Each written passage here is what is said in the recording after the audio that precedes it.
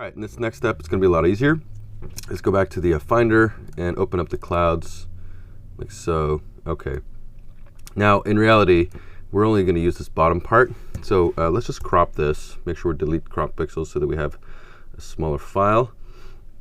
Something like this should be enough. All right, like that. All right, and then let's go ahead and just zoom out a little bit. Drag it in here. Okay, it's already behind the clouds, behind the Vatican. Let's put it in front for now. And we're going to put it right around here. It's actually going to be a little higher, like so. Hit Command-T or Edit Free Transform. And just make it a little bit bigger so that it gets the entire width. Actually, it's even bigger than that. Let's make it, I want a little more of this, the fluffing. I don't want this the left side. So something like this. And that's pretty good. Hit Return. Okay, call this Clouds. And then do Convert to Smart Object first time. And then do Filter, Camera Raw. And in here, we're going to go to this last one like we did last time, convert to black and white, grayscale. And in here, we're going to do the same thing. Lower the highlights, open up the shadows, which are not that many of, crank the clarity, crank the contrast, and lower the exposure considerably. Okay, we're going to try to get something closer to what we have in the Vatican photo. Let's put it behind because we'll see a little better. So we're still too light despite all that. So let's double click on Camera Raw again and crank up the contrast, lower the exposure. We could also go to the curves and do it the same here. So like bring down the shadows a little bit, darks, open up the highlights a bit, basically doing an S-curve, something like this.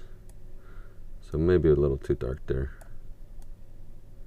Something like that. Let's try that out. Before and after. Let's close this. We don't need this.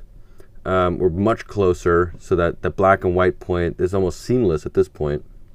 So that's pretty good. I'm actually pretty happy with that.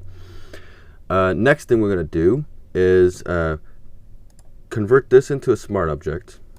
Once again, so it's a smart object within a smart object. At this point, when we make a copy of this, it's the same smart object. So if you affect one, they both get affected, which is nice. Bring this above the Vatican. Select both of these, holding down the Command key or Control key on a PC. Right-click it and hit Link Layers. All right, that means that if I move with the Move tool, one of these, they both get moved. See, they both moved. So this one is for the front. So I will I'll hold down the Alt key and click Mask, which means it's masking everything out. And then now using a brush and white color in the front. Let's take a bigger brush, 0% hardness. Let's make this a little bigger. I'm basically going to brush in where I want some of these clouds to overlay so we don't have this hard mix. Okay?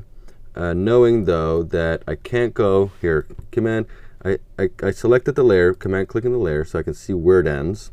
Now I'm going to hit Command R to get rulers, because if I drag from the ruler, I get what's called a guide. All right, so now that guide is here. I can deselect, okay, deselect, and now I know that I can't go lower than this point, or my clouds start to fade out. So a little bit of a smaller brush. Let's do 20% opacity, and I start brushing back here. Let's do 60% opacity right here, 60. I'm starting to I'm putting some clouds over here. Okay, I can always edit later on the intensity. So for now, I'm just doing as much as I can to get that line as soft as possible. Okay, like this. Don't really want it to go on the dome. If anything, maybe just a little bit. Something like this, like that. Ooh. Not too much there. That was too much right here. Okay, that's pretty good. So that's pretty good. And then if, I'm going to hide this guide now. So View, I can do Hide Extras, Command H.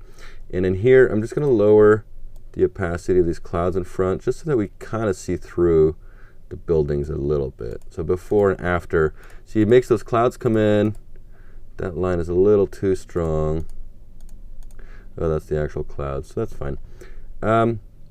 There you go.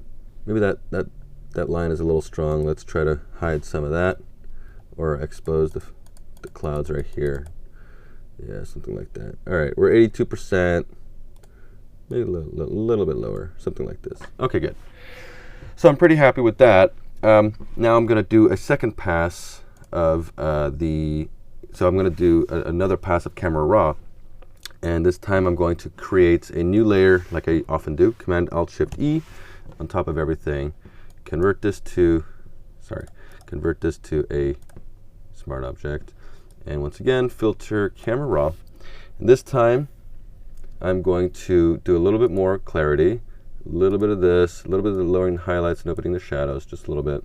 Go to the effects. I'm going to add some grain so that the clouds and the photo have the same grain. Do a little bit of post-crop vignetting. And I know this is cheating because it's not black and white, but I'm going to do a little bit of split toning. And just to get a little bit of blues in the shadows, just a tiny, tiny touch, like 3, and then a tiny bit of warmth in the highlights. So this is really little, 3 and 3, but it's still enough to give it a bit of a tint, which you'll see in a second. Go in here, I think we're pretty good. Yeah, this is pretty good. I'm pretty happy with this. If I wanted to add a little more, I don't want to over sharpen it, so it's pretty decent. Something like that, and let's hit OK. Let's see what we got before. See, give it a little bit of blue. Close the photo up. It's a nice little final touch. And we didn't save, so let's just go ahead and save this. Vatican in the main folder, and voila. There we go.